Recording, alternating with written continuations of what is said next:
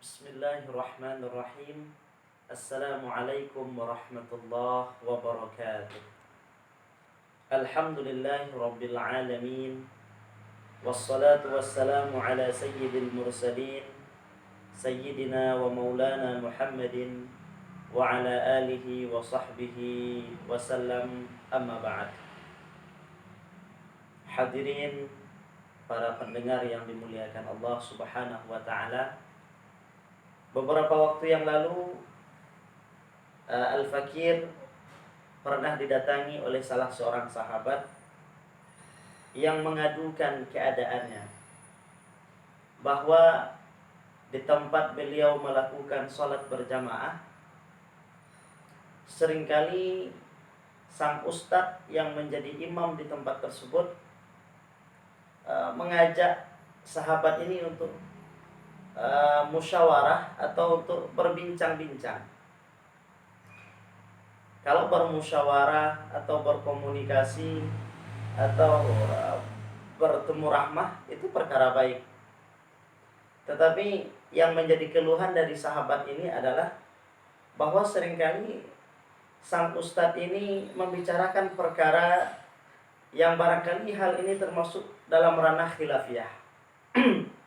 Bahkan beliau mengatakan telah menghakimi bahwa melaksanakan zikir secara bersama-sama dengan suara yang dikeraskan setelah sholat itu adalah perkara yang bid'ah. Tidak ada dalilnya. Tidak ditemukan satu pun hadis Nabi yang memerintahkan hal tersebut. Ini pernyataan sang ustadz. Dan yang semacam ini sering disampaikan. Tetapi sahabat Al-Fakir ini, karena memang backgroundnya bukan orang pondok, bukan orang yang mendalami tentang persoalan dalil, maka hanya mendengar saja, diam saja. Tetapi di dalam hatinya sebenarnya menolak. Karena sang ustadz ini seolah-olah memaksakan pemahamannya kepada jamaah, yang padahal jamaah di tempat itu rata-rata adalah orang yang telah membiasakan zikir secara bersama-sama. Maka kedatangan ustadz ini dengan pemikiran yang berbeda dengan keumuman daripada jamaah, itu akan mendatangkan keresahan kepada jamaah. Maka sudah beberapa kali hal ini disampaikan dan diceritakan kepada Al-Fakir. Nah, kemudian pada yang terakhir ketika dia menyampaikan perkara tersebut, maka Al-Fakir menyampaikan kepada sahabat itu, tolong sampaikan kepada ustadz tersebut kalau beliau bersedia, Al-Fakir ingin berdiskusi dengan beliau, ingin duduk bersama dan berbagi ilmu. Barangkali kalau sang ustadz tersebut memiliki ilmu atau dalil-dalil yang lebih kuat atau pengetahuan yang lebih luas, maka mungkin kita mengambil faedah dari beliau, kita mengambil manfaat dari ilmu beliau. Tetapi mungkin juga nanti ada satu atau dua hadis yang ingin kita sampaikan, yang ingin menjelaskan bahwa ibadah atau kebiasaan umat atau jamaah yang telah membiasakan zikir bersama dan kemudian dengan menguatkan suara, itu bukanlah perkara yang tanpa ada dasarnya. Maka dalam kesempatan ini ingin Al-Fakir jelaskan sekelumit atau beberapa potong hadis yang menjadi dasar atau dalil oleh para ulama-ulama kita. Namun ketika Al-Fakir mengajak sang ustaz untuk berdiskusi, ternyata beliau tidak menyanggupinya atau tidak bersedia untuk diajak berdiskusi, tidak bersedia diajak untuk duduk bersama, menyampaikan apa yang mungkin menjadi dasar pemikiran sehingga perkara ini ada jalan keluarnya, masalah ini ada solusinya, agar jamaah tidak menjadi resah. Orang yang telah biasa melakukan zikir bersama, doa bersama dengan jahar, secara jahar, tidak lagi merasakan bahwa ini adalah perkara yang tanpa ada dasarnya. Bahkan sang ustadz itu mengatakan, kalau betul ada hadisnya, ada dalilnya, maka saya akan ikut. Tetapi yang disayangkan adalah ketika diajak untuk berdiskusi, ketika diajak untuk duduk bareng, ternyata beliau tidak mengabulkan permintaan atau keinginan al-fakir tersebut. Maka dari itu kita ingin menyampaikan di antara dari sekian banyak dalil para ulama, kita ingin menyampaikan sedikit apa yang sebenarnya mendasari bahwa kemudian zikir ini telah menjadi sebuah kebiasaan. Apakah perkara ini perkara yang masyru', yang disyariatkan, ada dalilnya, ada dasarnya, ada hadisnya, atau memang perkara yang diada-adakan? Maka ini yang perlu kita luruskan. Baik para sahabat, para pendengar yang dimuliakan Allah Subhanahu wa taala, Imam Al-Bukhari dan Imam Muslim telah memuat di dalam kitab hadis beliau hadis yang diriwayatkan daripada sahabat Abdullah bin Abbas radhiyallahu anhuma. Sayyidina Abdullah bin Abbas berkata, "Inna raf'a sauti bidzikri hina yansarifun nasu minal maktubati kana ala ahdi Rasulillah sallallahu alaihi wasallam." Hadis ini bisa kita temukan dalam Sahih Bukhari, nomor hadis 805, dan dalam kitab Sahih Muslim nomor hadis 583, bahwa Sayyidina Abdullah bin Abbas meriwayatkan, kata beliau, "Inna rafa'as sauti," sesungguhnya menguatkan suara, mengangkat suara, bidzikri, ketika berzikir, hina yansarifun nas, ketika manusia selesai melaksanakan minal maktubati, salat fardu, kana ala ahdi Rasulillah sallallahu alaihi wasallam.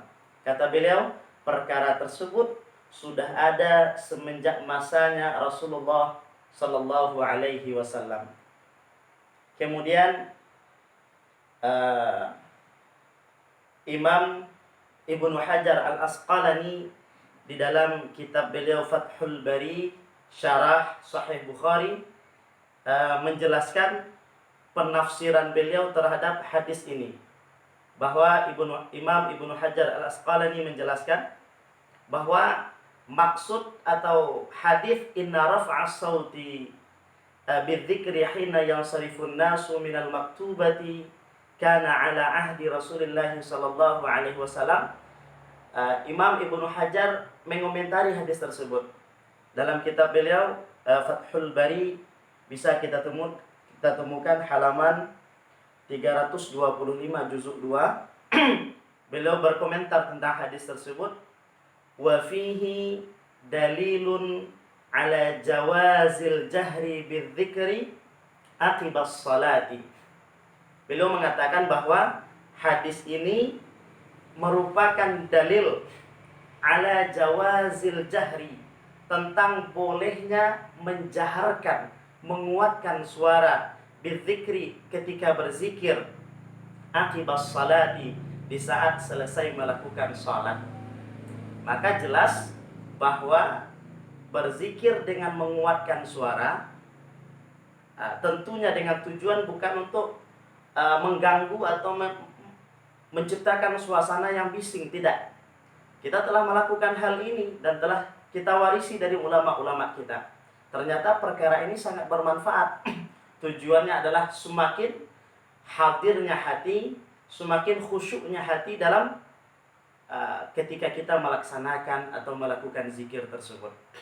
Maka para mufassir, ulama tafsir juga menjelaskan, kalau dengan menguatkan suara kita bisa mendapatkan ketenangan, kita lebih khusyuk ketika berzikir, kita lebih bisa mengingat Allah, karena kebisingan di samping kanan dan kiri kita yang terkadang mengganggu zikir kita. Tetapi ketika kita menguatkan suara, maka lebih bisa fokus dan lebih bisa memahami kalimat zikir tersebut. Maka kata para ulama, fahadha matlub, maka perkara ini adalah sesuatu yang memang diperintahkan. Maka dari sini jelas bahwa ternyata orang yang menganggap zikir dengan mengangkat suara setelah selesai melaksanakan sholat fardu tak ada dalilnya, atau tidak memiliki dasar, tidak memiliki hadis sandaran hukum dari hadis Nabi Shallallahu Alaihi Wasallam, maka pernyataan tersebut terbantahkan bahwa ternyata Sayyidina Abdullah bin Abbas meriwayatkan dari baginda Rasulullah Shallallahu Alaihi Wasallam bahwa ternyata menguatkan suara ketika berzikir di saat selesai sholat fardu memang telah ada dari masa Rasulullah Shallallahu Alaihi Wasallam. Kemudian persoalan yang kedua adalah apakah boleh kita melakukan zikir itu secara bersama-sama? Maka juga ada segelintir kelompok yang menganggap bahwa zikir secara berjamaah itu adalah perkara yang tidak disunnahkan, bahkan itu adalah perkara yang bid'ah. Maka di sini kita juga ingin menyampaikan dalil daripada para ulama bahwa berzikir secara bersama-sama pun ada dasarnya. Sahabat Sayyidina Abi Hurairah radhiyallahu anhu meriwayatkan bahwa beliau berkata, Rasulullah sallallahu alaihi wasallam bersabda, "Inna lillahi malaikatan yatufuna fit turuqi yaltamisuna ahla dzikri. Fa idza wajadu qauman yadhkuruna Allah tanadaw halumu ila hajatikum. Fayahuffunahum ajnihatahum ila sama'id dunya. Fayas'aluhum rabbuhum azza wa jalla wa huwa a'lamu minhum ma yaqulu ibadi. Fayaqulun yusabbihunaka wa yukabbirunaka wa yuhammidunaka wa yumajjidunaka. Fayaqulu ushhidukum anni qad ghafartu lahum." Dari sahabat Abi Hurairah radhiyallahu anhu meriwayatkan bahwa Rasulullah sallallahu alaihi wasallam bersabda. Apa kata Nabi? Hadis ini diriwayatkan oleh Imam Bukhari dan Imam Muslim.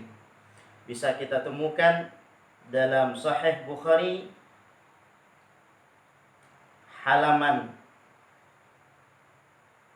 bisa kita temukan dalam kitab Sahih Bukhari dan juga bisa kita temukan dalam kitab Sahih Muslim, bahwa Rasulullah sallallahu alaihi wasallam menjelaskan, sesungguhnya Allah Subhanahu wa taala, inna lillahi malaikatan, memiliki sekelompok malaikat, yatufuna fit turuqi yaltamisuna ahla dzikir, yang bertugas adalah berkeliling di sepanjang jalan, yaltamisuna ahla dzikir, yang ditugaskan untuk mencari orang-orang yang sedang berkumpul untuk berzikir mengingat Allah Subhanahu wa taala.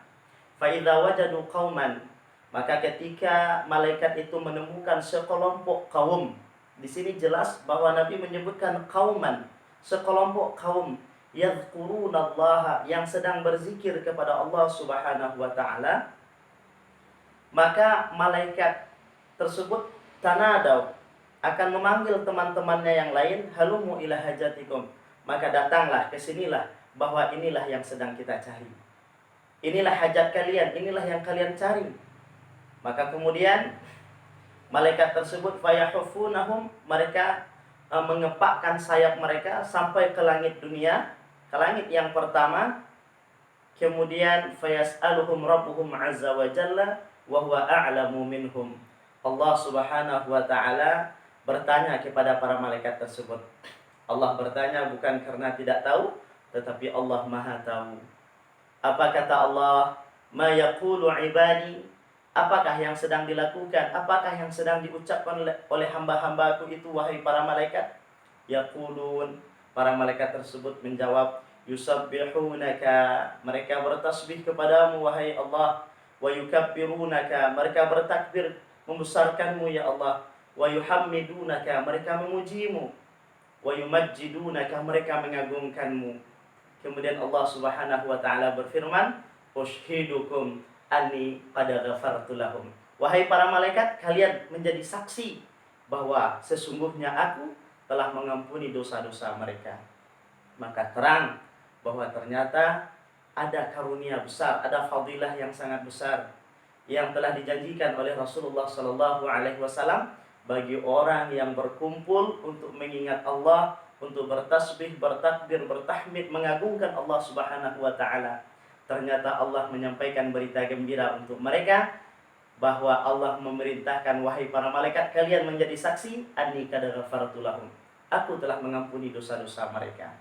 Maka sudah terang bahwa sesungguhnya kita melakukan suatu ibadah yang kita terima dari para ulama kita, bukan sesuatu yang tanpa dasar dan dalil. Kita tidak menyalahkan saudara kita yang mungkin tidak mau melaksanakan zikir secara bersama, tidak mau menguatkan suara ketika berzikir. Kita tidak menyalahkan, kita hargai mereka dengan pendapat mereka. Tetapi kita akan merasa tidak nyaman ketika mereka menyalahkan sesuatu yang telah menjadi ibadah, yang telah menjadi sesuatu kebiasaan yang kita terima dari para ulama kita. Semoga bermanfaat dan semoga kita semakin dekat kepada Allah, semakin mendapatkan ampunan Allah dari setiap langkah dan zikir yang kita ucapkan. Semoga tidak ada lagi keraguan dan tidak ada lagi perkara-perkara yang melemahkan hati kita untuk menghidupkan, mengagungkan syiar-syiar agama baginda Rasulullah sallallahu alaihi wasallam. Wal 'afu minkum wallahu a'lam bis-shawab. Assalamualaikum warahmatullahi wabarakatuh.